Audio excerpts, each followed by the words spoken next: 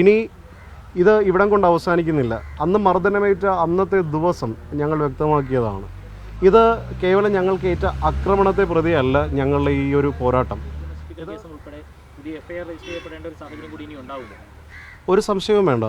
നമ്മൾ തുടക്കം മുതൽ പറയുന്നതാണ്, UDF സർക്കാർ അധികാരത്തിലെത്തിയാൽ നടപടിയെടുക്കുമെന്ന് നമ്മൾ പറഞ്ഞപ്പോൾ അന്ന് എല്ലാവരും പറഞ്ഞത് UDF സർക്കാരല്ല, ഏത് സർക്കാർ അധികാരത്തിൽ വന്നാലും ഇവർക്കെതിരെ നടപടി ഉണ്ടാവില്ല എന്ന് പറഞ്ഞു. പക്ഷേ UDF സർക്കാർ അധികാരത്തിൽ വന്ന ആദ്യത്തെ ക്യാബിനറ്റ് യോഗത്തിൽ തന്നെ ഒരു SIT രൂപീകരിച്ച്, അതും കേരളത്തിലെ ഏറ്റവും സത്യസന്ധരായ ആത്മാർത്ഥതയോടെ ജോലി ചെയ്യുന്ന പോലീസ് ഉദ്യോഗസ്ഥരെ വെച്ചുള്ള SIT രൂപീകരിച്ചു. അന്വേഷണം നടത്താനുള്ള ആർജവം സർക്കാർ കാണിച്ചു. അതിനുശേഷം എല്ലാ നടപടിക്രമങ്ങളും പാലിച്ച് ഒരിക്കലും രാഷ്ട്രീയ ഇടപെടലുകൾ നടത്താതെ, ഒരു സ്വാർത്ഥ താല്പര്യവും വെച്ചു പുലർത്താതെ നീതിപൂർവമായ ഒരു തീരുമാനമെടുക്കാൻ സർക്കാർ സമയമെടുത്ത് തന്നെ ഒരു തീരുമാനമെടുത്തു. ഇനി ഇത് ഇവിടം കൊണ്ട് അവസാനിക്കുന്നില്ല. അന്ന് മർദ്ദനമേറ്റ അന്നത്തെ ദിവസം ഞങ്ങൾ വ്യക്തമാക്കിയതാണ്. ഇത് കേവലം ഞങ്ങൾക്കേറ്റ ആക്രമണത്തെ പ്രതിയല്ല ഞങ്ങളുടെ ഈ ഒരു പോരാട്ടം. ഇത് സംസ്ഥാന സർക്കാർ കേരളത്തിലെ പൊതുജനങ്ങളുടെ വികാരം ഏറ്റെടുത്ത് തീരുമാനമെടുക്കുമ്പോഴും ഇനിയും ഇവർക്കെതിരെ നിയമ നടപടികൾ പലതും വരേണ്ടതായിട്ടുണ്ട്. ആ നിയമ നടപടിയുടെ അവസാന നിമിഷം വരെയും അവസാന മിനിറ്റ് വരെയും നിയമപരമായി ഞങ്ങൾ പോരാടും.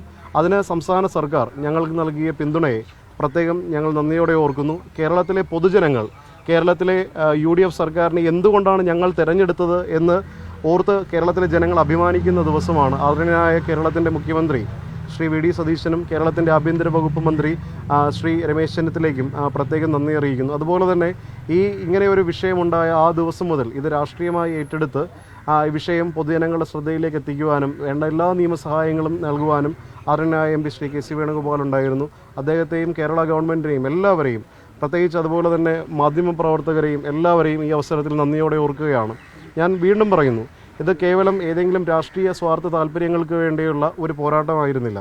കേരളത്തിലെ SFIക്കാർക്ക് വേണ്ടിയും യുവമോർച്ചക്കാർക്ക് വേണ്ടിയും DYFIക്കാർക്ക് വേണ്ടിയും ഈ നാട്ടിലെ അഭിപ്രായം പറയുന്ന, ഈ നാട്ടിലെ എല്ലാ അവകാശങ്ങളും തങ്ങൾക്ക് കൂടി അവകാശപ്പെട്ടതാണ് എന്ന് ചിന്തിക്കുന്ന എല്ലാവർക്കും വേണ്ടിയുള്ള ഒരു പോരാട്ടമാണ്. ആ പോരാട്ടം വിജയം കണ്ടതിലുള്ള സന്തോഷമാണ്. പക്ഷേ ഇനിയും നിയമപരമായി പല കാര്യങ്ങളും പൂർത്തിയാകേണ്ടതായിട്ടുണ്ട്.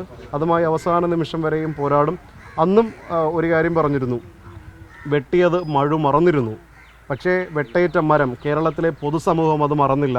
ആ പൊതുസമൂഹത്തിൻ്റെ ആത്മാഭിമാനം സംരക്ഷിച്ചുകൊണ്ട് ഒരു തീരുമാനമെടുത്ത UDF സർക്കാരിന് ഹൃദയം നിറഞ്ഞ നന്ദി, അഭിവാദ്യങ്ങൾ.